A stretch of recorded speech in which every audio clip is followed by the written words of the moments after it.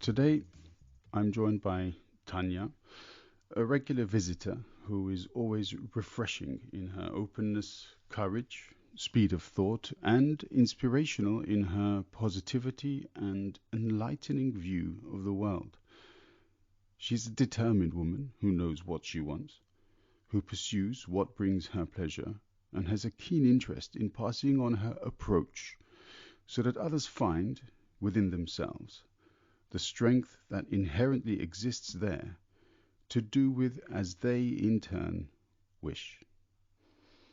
Tanja is a professional in every sense of the word. She is thorough, thoughtful, responsible, and a leader. She makes decisions, and she shows she cares about her team too.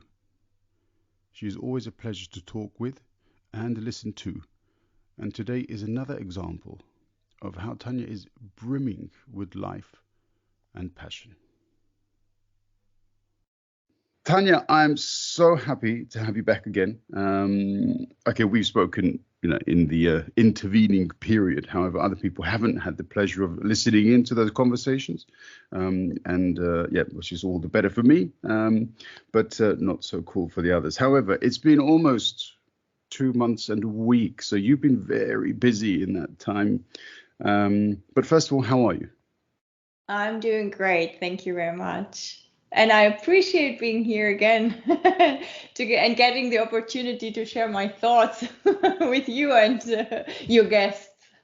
Yeah, well, it's always great to have you back, especially because you always, even though for you, you're probably well within your sort of your own set boundaries, but when it comes to the kind of things that I normally talk about, you tend to push against my boundaries, and you've often broken through. And that's great for me, because I do enjoy coming out of my comfort zone. And as a result, you automatically require me to question things which I would not normally have done, and I find that brilliant. That's great, thanks. It's just how it is. That's actually how it should be when you have a conversation with somebody. At least that's my wish that happens with both sides. Yeah, but a lot of people aren't really comfortable doing that. As in, like, people either take it to sort of animosity and they start an argument, or they simply refuse to engage and walk away. But I mean, I guess a part of it is, I respect you so much. I'm more than happy to hear you, disagree with me and so on. Maybe there's a key there for people to just, listen a bit more and to try to understand the other. Well, as you said, it's the key. For me, it's definitely, and it's not only to listen to the other, but for me, it's also a thing of like energy. Like you have in a conversation, you don't only have the words you're exchanging, but there is an exchange of energy. Yet you resonate with things, or you do not resonate with things. And then if you don't resonate with things, for example, with what the other said, then you have the option of like stepping back, on shutting down, or just to step forward. And that choice, we have that choice like in every moment. And I'd also say that when we have our podcast, of course, I'm like focusing on it, I'm concentrating on it, and on you and on your questions and the content. And I'm relaxed and fine, and having my cup of hot water over here, being at home, And then we have this conversation also in daily life when we are all tired and sad, angry, aggressive, whatever. And then it's more complicated, and it's harder to also focus on the other and to step forward. Then it's easier and sometimes more convenient to stay in the comfort zone and to step back. Yeah, and You get my point? no, Was that absolutely. clear? Yeah, no, absolutely. It's just I do like to sometimes take just a brief moment to completely absorb your message, and yeah, I agree. I love it when you bring me out of my comfort zone. I think I'm far too comfortable in that particular zone, hence the silly name. And it's always good to try to see things from a different perspective. I don't always succeed. But you definitely aid in that process. So, yeah, thank you for it. You're welcome. Thanks. Yeah. Yeah. So, I mean, strangely enough, we thought we might do things in a slightly chronological manner today. So, one of the reasons why we haven't spoken in some time was, and we were going to talk, I believe, around the time of your the sensual talk that you organized back in August, I think it was. But then events worked against us, and you were involved in some planning process for, I think it was your trip. However, you did manage to have your sensual talk. It was the first in some time.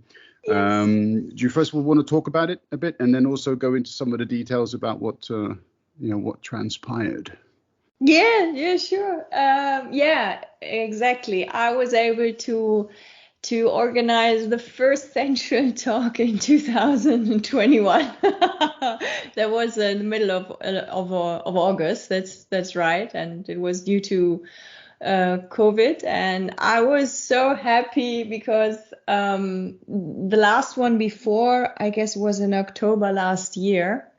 So it was like months, and I tried to do it on a monthly basis. So I was really missing the exchange and to sit with the ladies and this particular atmosphere. And the nice thing was that the distribution list or the guest list for the Sensual Talk grew in this month.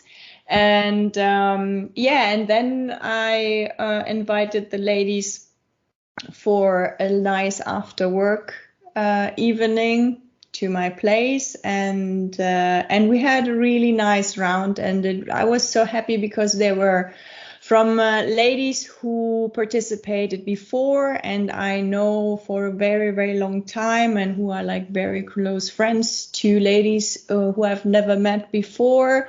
For example, one lady came who was participating in this evening event. We were also talking in one of the last podcasts. I think it was actually the last podcast where I gave an interview and introduced the Sensual Talk before they were showing the film Woman. And then there were two others I just recently met. So it was great. And it was, as always, a nice variety of ladies, of human beings. And we had a nice evening, really nice evening. And as usual, I didn't plan for anything content-wise. And what was really nice is that I didn't even have to organize the introduction, because they were all so keen, like, and who are you and how do you know Tanja, and is this the first time you are here? And so that was quite nice, and they were all eager to get to know each other. And so a very beautiful conversation developed over the night, and we were sitting until midnight. So yeah. So I was in German I would say I was selig. I was really I was really satisfied and happy and joyful. And after the evening and even during the evening, I was like, and this is why I started it. I didn't start it with a newsletter. I didn't start it in an online format. I started it as a meeting, actual human beings meeting, sitting together in a nice atmosphere and sharing stuff you would want to share, but you don't always dare to share. So, yeah. And I'm actually planning the next one for next week. Yay! Oh, wow. Yeah. Okay. Yeah, I was going to ask about so when newcomers turn up as well. From what you just said, it seems they just fit in seamlessly without any kind of additional invitation to sort of inspire them to speak out and participate. Is that normally your experience, or do people kind of arrive and a bit want to sort of test the atmosphere? Oh, what should I say? What should I not say? I mean, what is the normal procedure? How would somebody perhaps normally approach one of your sensual talks? There is actually not such a thing as a normal approach. That's really very different, really diverse, like depending on the lady. I think it depends also, does the lady who is coming to the sensual talk, does she know me? How long does she know me? From which context? Then there is, of course, already a base of trust. And then you have those ones who come like, yeah, I have something I want to talk about, I want to share, and I want to get the opinion of other women. So they are like burning, to share what they have in their mind or in their heart. And then there are others who are like a bit more distant, but in a neutral way, like, okay, I really, this is so interesting, I'd like to come, but for the first for this moment I don't want to share, I just want to listen. And then you have those ones who have this approach of coming and listening, and then they suddenly open up because the group of ladies who is sitting together is touching upon a topic which really triggers them. So there's like the sensual talks have never ever been one equal to the other. The dynamics, the topics, they have always been very unique. Are there any limits that you would not sort of allow to be surpassed topic-wise? I mean, I can imagine that you inherently sort of make sure that there is mutual respect between all the participants and so on. But are there topics which you would say are, at loss of a better word, taboo, or is it like everybody is free to express themselves in whichever way they wish? There's no taboo. Okay. Like for me, the idea is exactly that, to break taboos, or to offer a comfortable space, a positive, friendly space where you can talk about things which, like, openly. And then the thing about taboos is that what is a taboo for me might not be a taboo for you.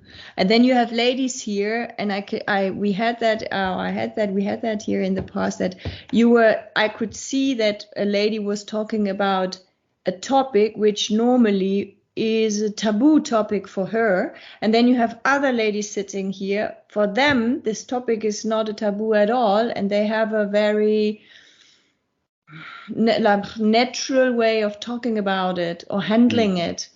And this is something very fascinating, and also I think enriching for the ladies coming, that you can see, okay, just because this is a taboo for me, because I have been raised in the way I've been raised, and because I am how I am, and I had the experience I had, it doesn't mean that this way of thinking, this way of handling things, or doing things or not doing things, picturing things, is as well a taboo for somebody else, or they are handling it in the same way. And this is like the really nice thing for me. Yeah, no, I can imagine. Yeah, I can imagine. Absolutely. Yeah. I mean, I haven't actually been able to participate yet in one of your sensual talks. I'm looking forward to it, actually. If it if it does occur in Berlin, I'd love to participate. Yeah. I am so keen to organize it. I mean, I think I already said it at the beginning of this year. I already wanted to organize one sensual talk last year in Berlin. Didn't happen due to COVID. I wanted to this year, and then it didn't happen because I've been so much on the road. And now Destiny is blowing me towards Berlin job-wise on a regular base for the coming time. And so this is why I'm quite positive. And I hope sincerely that I will be able to do a sensual talk this year, still this winter before Christmas in Berlin, and then you are most welcome. It would be just then very interesting because I never had a sensual talk where a man participated, and I could imagine that this would change the dynamic.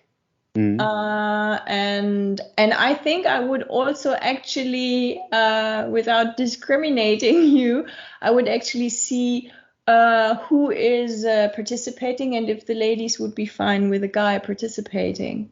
Because so far, the sensual talk, I've been organizing only for ladies.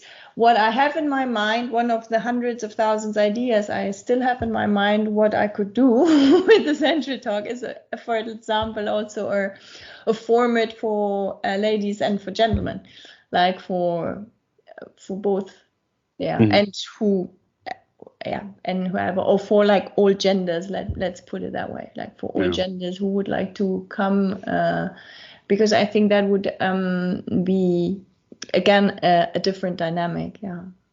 Yeah, absolutely. I mean, to have like an opportunity for all genders, and let's face it, Berlin is one of those cities where lots of genders are, richly represented. I think it could develop into an extremely enlightening debate as well. But of course, your members would take precedence, and so if they would prefer not to have me there on this or any occasion, then no discrimination at all taken from my part. No offense. I'm happy to sit back. But you will be in the loop. Cool. You will see. You will get the information when I'm organizing it. Of course, we would exchange about it, and then we can see. Yeah. But I'm looking forward. Would be great. Would be great if I could now continue doing the sensual talk in October, November, and December once a month here in Frankfurt or like in Offenbach, and then to add one in Berlin. That would be great. Yeah. And so that's what I'm aiming for. And lots of people in Berlin as well. I mean, it's not just us here. You've got lots of other acquaintances here too, don't you? Yeah. Well, I have I like some of my Herzensmenschen, like those people who are like very near to me. Some of them do actually really live in Berlin. And I have also other acquaintances. And then what I'm actually aiming for is that maybe those friends of mine, female friends of mine, who are already part of the sensual talk, that maybe they have friends they would bring along or whatsoever. So yeah. I hope there will be people will resonate with an invitation for Berlin. Let's see. But as I said, when I started 2 years ago, I was also saying here for Frankfurt, like, and even if only one person is coming, I'm doing this, and this counts also for Berlin. And if only one person would come to the sensual talk, then that's it, and that's great. Yeah, and if it's only me, then we can do a recording of it, and it will turn into a podcast. So that's yeah, we could do that, for example. Yeah, which would be very entertaining actually to see how that would develop. But yeah, okay, cool. So I mean, are there any other details? I mean, when you finally got together, I presume there was also a sense of relief among the participants to sort of see you again, to see others again. Yeah, how was the atmosphere? Very, very open, very positive, very caring, very curious. It was really nice that every lady could take the space she needed to express herself. Yeah, there was no, yeah, that's how it was. And I like to see this. Yeah. I wouldn't go into more into detail topic wise, but for me it's also the way how people handle other people, like how you behave with others, and this is what I really like. There was like it was obvious that we all have been very, very different from our experiences, from the age. From our way to think, our perspectives, but it was a very accepting atmosphere, and that's like let the others be like they are, without judging just because they are different or because things they do or share is not what you would do or share or yeah. Wonderful. I'm really looking forward to it. I love being put into a situation where I don't always know everybody, and it's almost as though I have to sort of learn how to swim, which would be a nice thing because I don't know how to swim. But in this case, socially, sort of learn how to swim with a new group of individuals, and to find an island of my own, comfort within that. It's an interesting challenge. So I think it'll be fascinating to experience how the mood develops, within this group as well. So. And I mean, the nice thing is that there were really friendships grew out of the sensual talk. Like there, like some of the ladies, they exchanged then later, like in the last 2 years, they exchanged numbers, and then they went out together and became really good friends, or have an exchange on a regular basis, or they share another hobby. So this is beautiful. For me, this is I think at the beginning when the first ladies like interacted amongst them, they were like, yeah, but I'm going to meet this one here. Please go. I mean, this is not like I love this. This is why I'm doing this. I'm trying to connect people. I'm trying to connect ladies, but not based on a usual, like on a topic we are talking on a daily basis about, but with this very crucial topic of femininity and sensuality and sexuality. So you are opening up quite quick and quite deep. And it's beautiful to see that friendships grow out of it, like really friendships. It's amazing. So this could even happen more. I love that. Yeah, it is fascinating to see how these things develop. But also, I mean, I imagine the people with whom you are on a friendly basis anyway would tend towards open-mindedness, and so that in itself makes it easier to achieve, I guess. Yeah, maybe, but the thing is also I would call myself also open-minded, but that in specific topics, and then there are other topics I might not be that open-minded. I don't know. And specifically this topic of femininity and sensuality, sexuality is like a very, it really goes deep into your own identity. And talking about it or opening up makes you also vulnerable. And yeah, I think I lost now track of your question. No. I was just no. I think you're right. To say this. Yeah, no. I think you're right. I think generally speaking, we live our lives, close to people, and invariably, these people know the most intricate details of our existence, and so are therefore a greater danger to us than those who don't know us. So what you're saying is absolutely correct. Yeah. Yeah. Okay. All right. Cool. There's so much to talk about the SensualTalk groups that you have. I think the more my awareness of the way in which these discussions are held grows, the better I will be also at asking pertinent questions to sort of be able to communicate these concepts better to the people who listen. But I would imagine that people already engaged in topics of gender equality, sensuality, feminism, sexuality would have a pretty good understanding in general of what could be discussed at such events. So, no.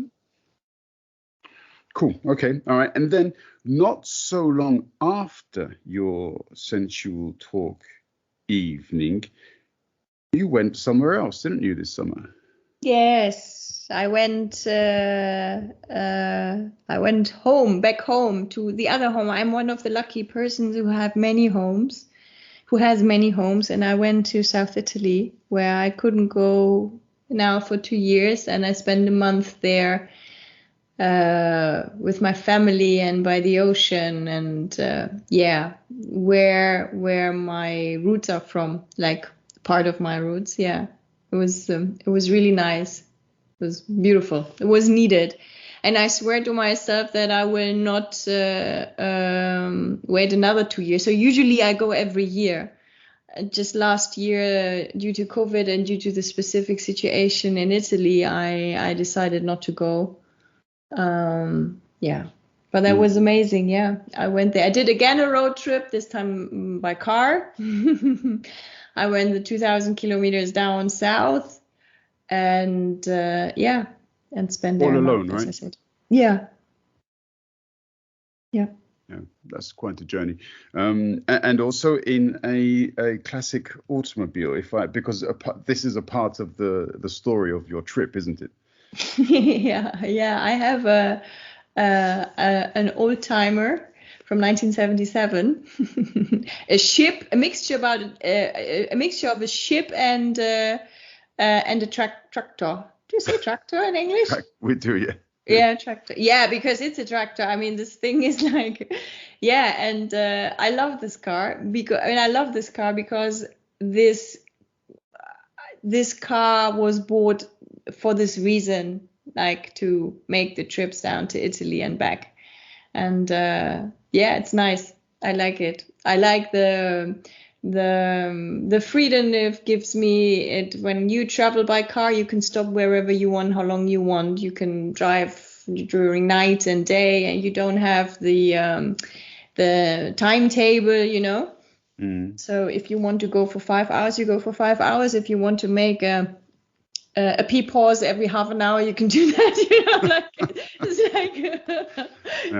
It's great. And you cross like Germany, Switzerland, and then the whole of Italy.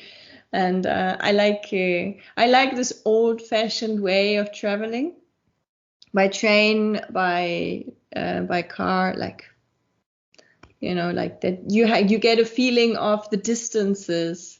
Like instead of going by airplane and then you are down there in 2 hours and it doesn't mirror the real distance, you witness how the geography changes, the scenery changes, people change. So yeah, it's nice.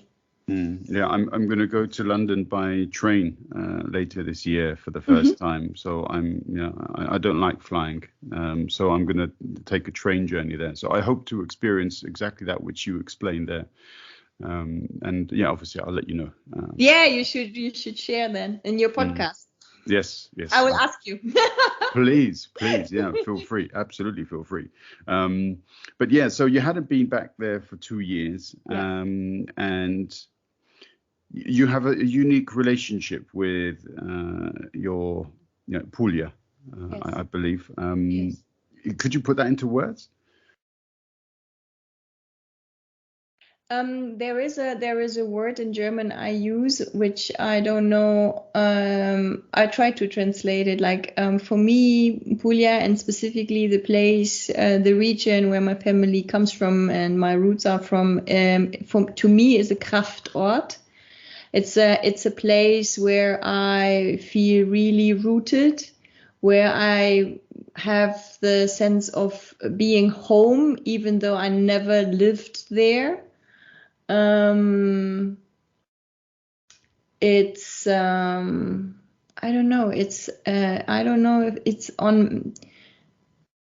if I see the scenery down there, the olive trees and the red, dark red, brownish earth, soil, and the ocean, of course. And when I hear the language and the dialect, specifically not only the Italian language, but also the dialect of this region, it really opens up my heart.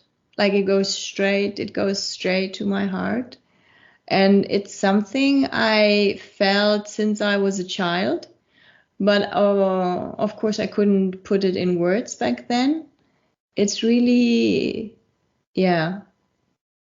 Yeah, I mean, I don't know, maybe you can hear it from my voice that I get emotional also just now talking about it, like on a positive way, emotional. It's really rooted, yeah, very deep. And I believe it's also for some parts of my family, it's difficult to understand. You know, maybe for a person generally, it might be difficult to understand if you are not of a mixed heritage. How there can be this kind of connection to a place if you have not lived there. But on the other hand side, I mean, people are traveling and feel a connection like with Southeast Asia or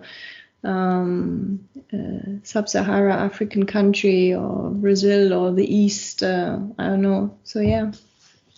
And I believe also on top, it's I have, of course, very many memories.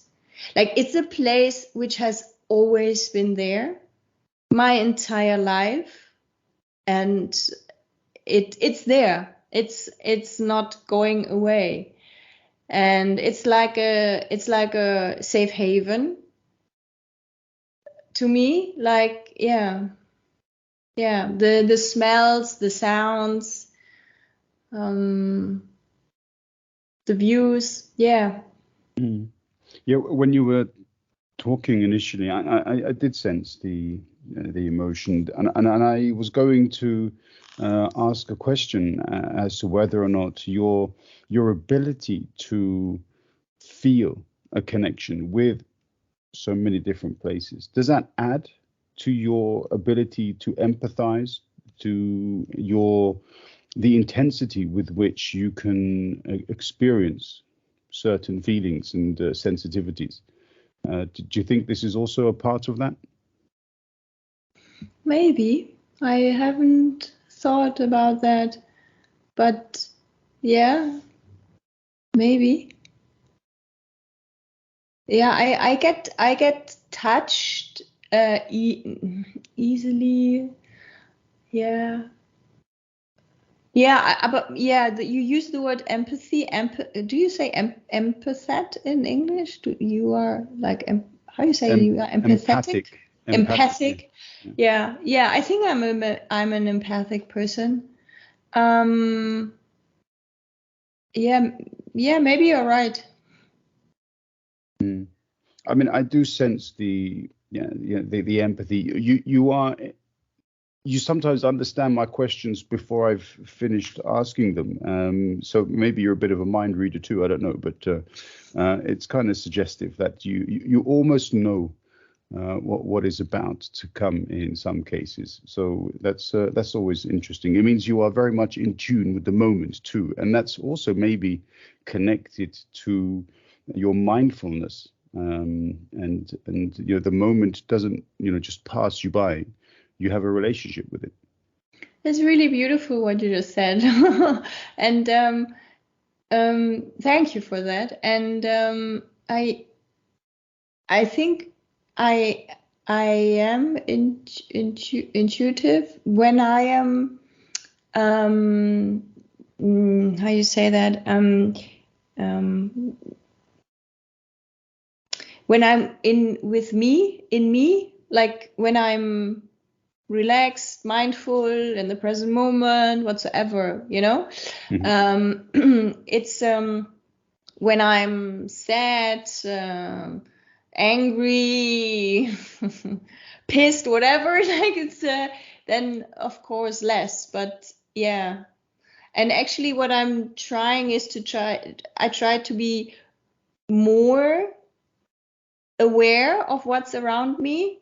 And again, for me, this is like I've been thinking, working, reading a lot on energy lately, like the last weeks and months. And I really, for me, I come to the conclusion like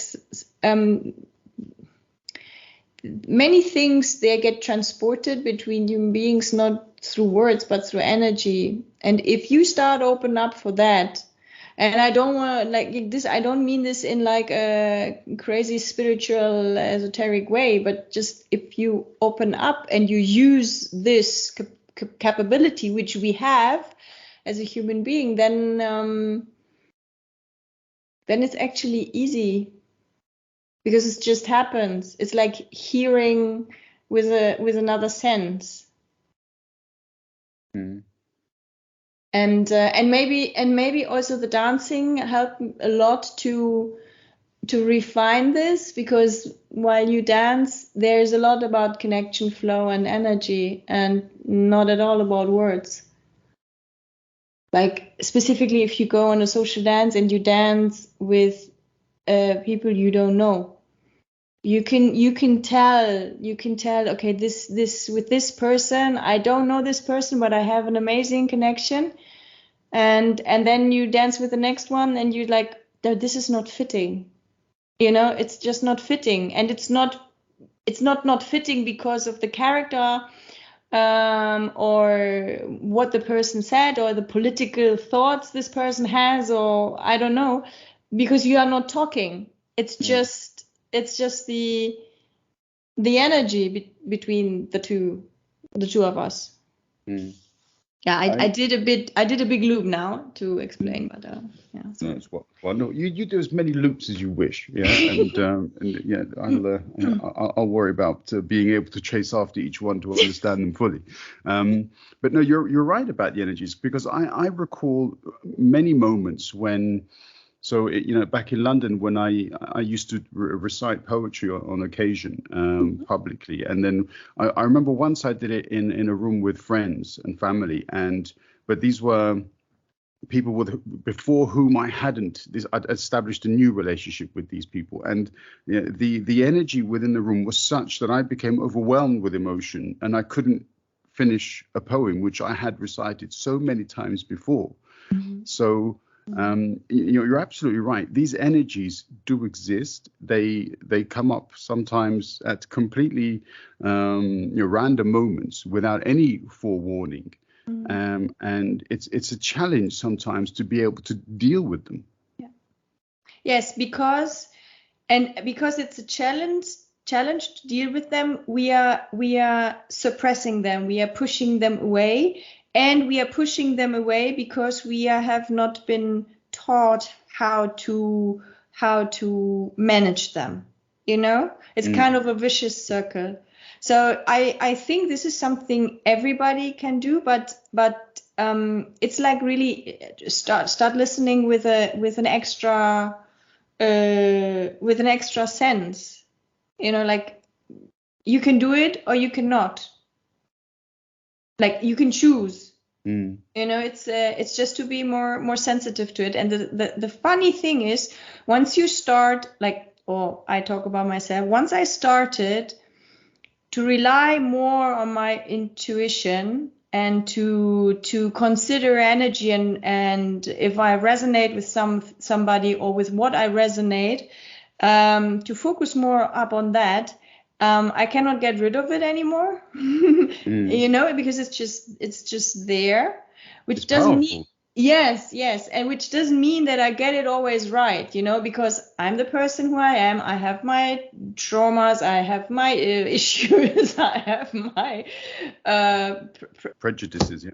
Thank you. That's the word. So yeah. But nevertheless, it's there, and it's becoming actually stronger, and I like it. I was going to say, it's such a cool feeling, though, isn't it? I know it overwhelms, but it's wonderful to feel free and let it come out, as it were. Yeah. It's really amazing, and when you start attracting more people who are doing the same, who are relying also a lot on energy and resonance, then that's really beautiful, because then you also get a feedback on it, and then which makes it even more conscious to yourself, like we are running around the whole day listening, tasting, seeing things, but we are not aware of it, because we are doing, like, if we have that capability, then you do it. Yeah, we are not doing it consciously anymore. I'm not running around the whole day. I can see things. I can hear noises, I can speak, because it just happens, yeah. I mean, the thing And is, then sometimes you need somebody who just or you need somebody from the outside, or if you take a moment, then you can reflect upon it, and you make it consciously, like, yes, I mean, I am capable of seeing things, I'm capable of hearing things, which is great, and also a fact to be thankful for. Yeah, I mean, and you talk about the energy which is then transferred, and in many cases perhaps congregated, and the energy moves on to different levels when they are combined. I mean, and this is something I've experienced through with singing with friends, and which you, I'm sure, have experienced in your own way while dancing. Because you often, when you've talked about dancing, you talk about an energy which is then created with your dance partner, but I imagine also with the other people dancing around you. Yes, and with the music. I mean, the most beautiful dances I have was with a leader with whom I had an amazing connection, even though not knowing him personally, him or her, whoever, and dancing with this person with whom you have a connection to a song which you really like. So you have the resonance, you resonate with the music, and you resonate with your dancing partner. And that's just, that's for me, that's like the cherry on top of the cake. It's just, I love it and it's great, but sometimes it's also very challenging, because then sometimes I don't know which energy to follow first, the leader or the music, then sometimes, I should follow the leader, but then I love the music and I have my own interpretation of what I would like to do in a certain moment. So But there are also other sort of passions that come, that are naturally inspired, aren't they? And so therefore to have some understanding of what or which of the passions to pursue at a certain moment. I think, in some cases, this is also what some people would describe as magical. Yes, exactly. Yeah. And I like that. It's so beautiful that you use this word, because I started using this word this year a lot. That something is magical, or that the things or moments have a certain magic. I love it. Yeah. I love to bring this into my daily life, because I have the feeling that the terminology or the word magic is like put in a corner for children and fairy tales and Disney movies, something like that. And I don't want to accept this. I want to have magic in my life every day. Yeah, absolutely. I mean, you mentioned literature. I mean, I even made a note here that because there's a series of books called The Wheel of Time, and it's a fantasy book, and there's a lot of rich magic represented within it. But then there are certain elements within the book which convey the message that magic is not only confined to an ability to use magic or be a magician of some description, but also to those creatures which are able to express themselves through song, because song in itself can unite a certain natural energy which can then be used to influence the world around us. Now, obviously, the thing about the author, the original author, unfortunately, he died halfway through his magnum opus, as it were. But he had read a lot, so there's a lot of emphasis, perhaps, on Francis Bacon. On, in some cases, he even perhaps uses Rosicrucian ideas as in just as an inspiration behind some of the things that he talks about. And so these are beliefs which society used to have very strongly about 400 years ago. But somehow, you're right, magic then became owned by only fantasy and not reality. I think this is also because magic had, because you are now time traveling a bit, and magic, for me, magic has a positive connotation. But I mean, there have been times in the medieval when magic had a very negative connotation, like talking about like in the history books, it's written the witch burning. For me, this is the women burning. Yep. And if we open up this, is that to give magic like whatever that is, which is different to every human being, to give magic a negative connotation helped stabilizing the church. The Christian, the religious belief, and the very hierarchical, patriarchal structures, which were cemented also through that, and so there were always been entweder oder, no? Or this or that, but not both.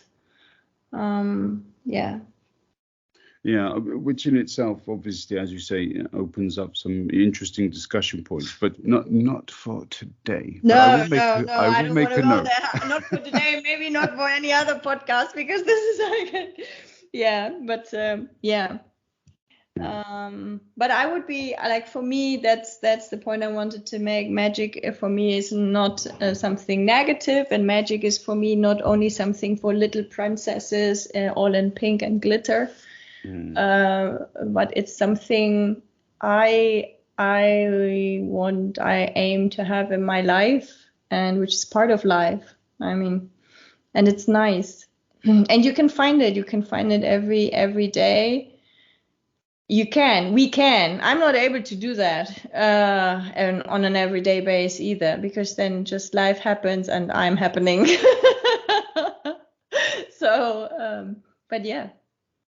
I think sometimes it's enough to open yourself to the possibility, and then when it's there, to appreciate it.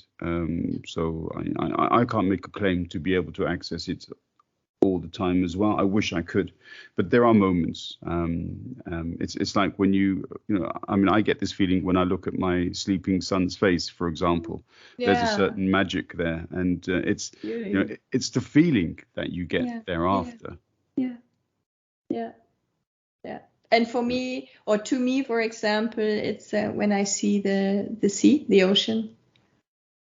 It has an immense magical power to me. Yeah. You're brilliant, actually, because that's exactly where I wanted to thereafter lead, because I mentioned poetry before, but you've written some lovely poetry, some very personal poetry. And it would be great if you could recite the one that you put up, which was about the sea, I believe. And it's up to you, of course, but I'd love to hear it recited by yourself. Yeah. For me, it's like, I always call it, I wrote some lines. But I wrote something when I was in Italy this year, like at my family's place, sitting by the sea, and I can do that. Funny enough, I wrote the lines in English. I cannot tell you why. why they came out in English and not in German or in Italian, but that's just how it came out. And yeah, I could do this if you want to. Yeah. Mm. It's not very long to just a side remark to your audience. Don't be scared. Okay. Yeah, I called it Simply Love. Simply Love. I love to watch you. I love to listen to you. I love to smell you. I love to taste you. And I love to feel you with my heart, with my soul, with my senses. I love to simply sit beside you and be. Just be. To me, you seem endless. When you merge with the horizon, when you merge with the setting sun, when you merge with the shore.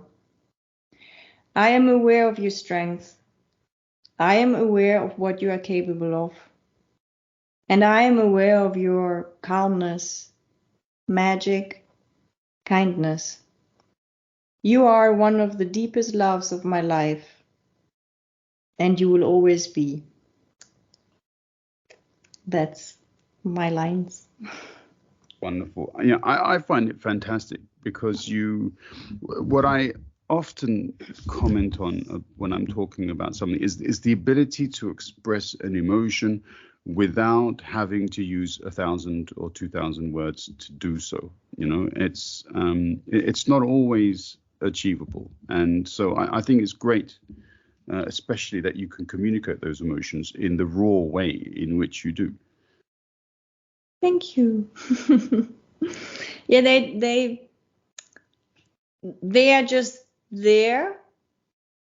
They emerge, and then I don't know why now I decided to like take them out and let them out. I started writing when I was a child, actually. I wrote stories when I was 10, 11, 12 years old. I never showed them to anybody. I never did anything with that. And I have friends who are always telling me, when I'm old and sitting under my cherry tree, I want to read your books. So go and start writing your books. So I'm laughing all the time. And this time I wrote it, and for me it was also, and I want to share it. So what I did with these lines, actually, I shared them on Facebook and on Instagram, which I never did before. And I don't know why I did it now, but I just did it and it was okay. It felt fine. And I think I will continue because I want to share what I feel with those who are interested, and those who are not interested, they don't read it. They don't have to read it, which is perfectly fine. Yeah. Well, I would love to continue hearing and reading these lines and these poems. As you know, I do really enjoy poetry, and especially the ability to be able to interpret these lines, even if my interpretation is completely wrong. That doesn't matter. That's the whole point of art, isn't it? I wanted to say there's no wrong. I mean, for me, there is no wrong. Like you hear, like what there's the. If you write something or if you draw a picture, like you have an intention to express something, but you cannot control those ones who are listening to it or who are watching it, that they will understand it in that way. They will understand it, and it will trigger in them what is in them. So there, for me, there is no wrong or right. There's just different ways of seeing it. Yeah. Which and it's interesting. It's so interesting, like I think if we would talk now about the lines I just read out, it's like for me it would be interesting and amazing what they trigger in you, or what you understand out of them, what you're taking out of them, and maybe it would be vice versa when I explain what I wanted to express with them, and this is the beauty of it, I guess. Like for me, at least, it's the beauty. Mm. Would you share the poem with me so that I can put the lines also in the podcast notes when I put them up? Sure. Yeah. Okay. Sure, yeah. Thank All right. you. Yeah, I will send it to you. Good. Thank you. Thank you.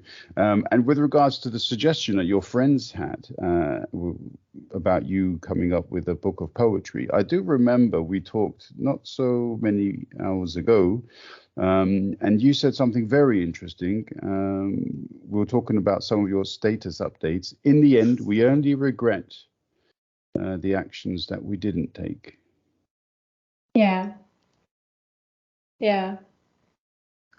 So maybe to your audience, I'm posting on a regular base sayings on my WhatsApp status.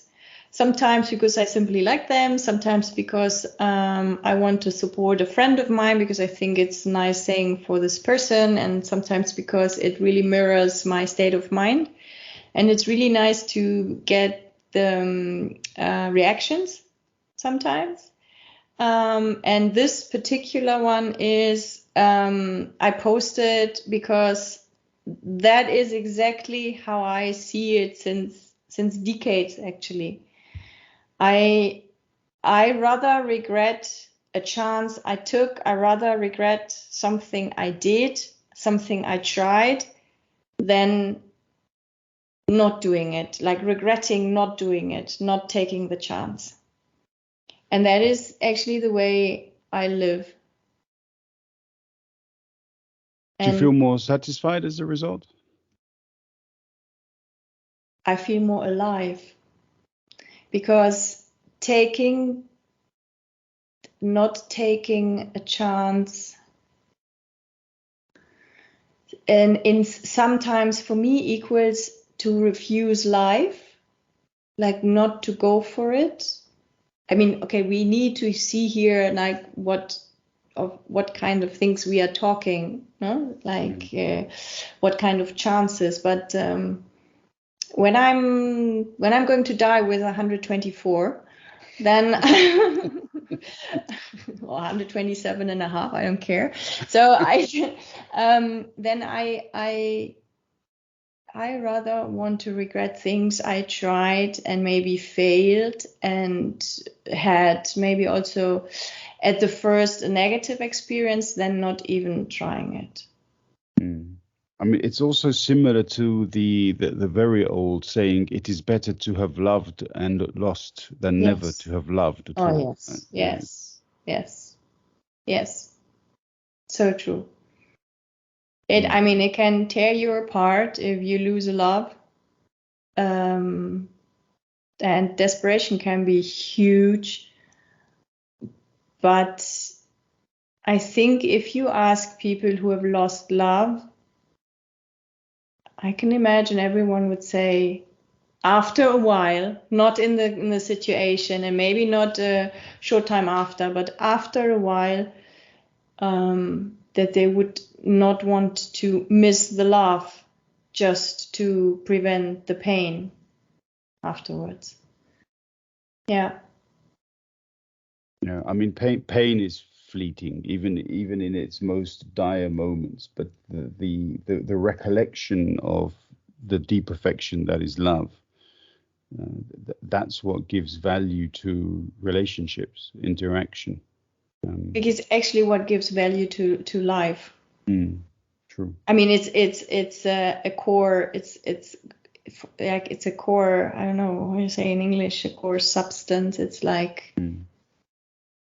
um, yeah, Yeah, yeah. No, no, absolutely. It is a substance which is,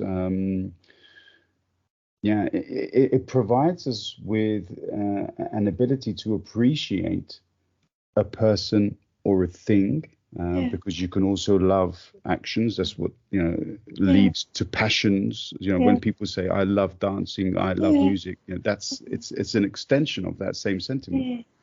Yeah, I think that's good that you differentiate here. Yeah, because we tend to understand when we say love, when we hear love, mostly we hear romantic love, and I was actually not talking about romantic love, like love in general, like you said, like love for something, to something, for yourself, like love in general. Yeah. Not only the romantic one, because this is only one kind of love. Yeah, absolutely. And to not be able to love, activities or things in themselves would make life so boring. Yes. I think. Yes. And I have been there. I've been there, like when I was in my 20s, 25. I try to, now I'm coming back to romantic love, but it's a nice experience, like it's a nice example. And I had experiences which were tearing my heart apart, and then at a certain stage I was like in German would be bockig. In English, like I was like, okay, so that's it now. I'm fed up. No love anymore. This sucks. I don't want this pain anymore. Like fuck it all. I refuse. So and I closed up. And then after a while, I was like, yeah, but if I do this, nothing is happening. Like in general, because if you close up to love, it's like, yeah, it's like being dead anyway. Yeah, well, I mean, nothing escapes, but then nothing can come in either. Yes, exactly. Yes, you cannot be hurt, but you cannot feel joy either. I mean, the things which makes us joyful is where we are passionate about, where we feel love. If it's for a certain dish, for a music, for a hobby, for a person, for an animal, for the nature, for a country, for culture, whatever, for your job or whatsoever. It's enriching, and it's yeah. So you lose this all if you close up. Yeah, absolutely. Tanja, once again, we've reached the hour mark, and the time has flown, absolutely flown. But it would be remiss of me if I were to not ask you one final mini question. Okay. Before you, I think we talked about it, is a new chapter, new work, new colleagues in some cases. Obviously, without going into details. How excited are you to open up yet another new chapter in your adventure? Immensely, huge, big time. Yeah, no, it's I am like I cannot wait to get started. I mean, I started, but not like, yeah. So I'm really starting off tomorrow, getting to meet new people, and I'm so curious and excited, and I'm yeah. So it's there is a period of my life which is coming to an end, and there's a new chapter starting, and I'm so curious to see also how things will merge together. Yeah, like being here and being in Berlin, having the job which has huge potential of, let's say, satisfaction, and also my life, a part of the work. So yeah, I'm really immensely curious. Yeah, I can hear the positivity, and I mean that doesn't require any particular skill in the area. I mean, it's rolling. I mean, you can ask me in 6 months again. I intend to. Let's see what I'm saying then. Yeah, no, but I'm positive as to, at least as to the application of your part, but also the topic sounds really cool. So yeah, I wish you all the best for your real start, as it were, tomorrow. Yeah. Thanks so much. That's very kind. Thank you. Yeah, and of course we look forward to perhaps having our next podcast in person. Yeah, that'd be Yep. great. We should aim for that, definitely. Yeah, really looking forward to that because I think I haven't seen you in about 5 years, 6 years. Yes, I can't imagine, but ages, yeah, ages. Yeah, far too. last time in Frankfurt, Mm, ages ago. I know. yeah. Yeah, yeah, that'd Okay. be lovely. Cool, That'd be cool. lovely. Okay. All right. So, um, all that remains to be said then on my part is thank you very much. It's always great not only to hear the words that you say, but the enthusiasm and emotion with which you express them are quite unique to you. So thank you, Tanya, for your time. Thank you. Thank you for hosting me. Thank you for having me, and thanks for your kind words. Always a pleasure. So talk to you soon. Yeah. Bye bye. Bye. Two and a mic.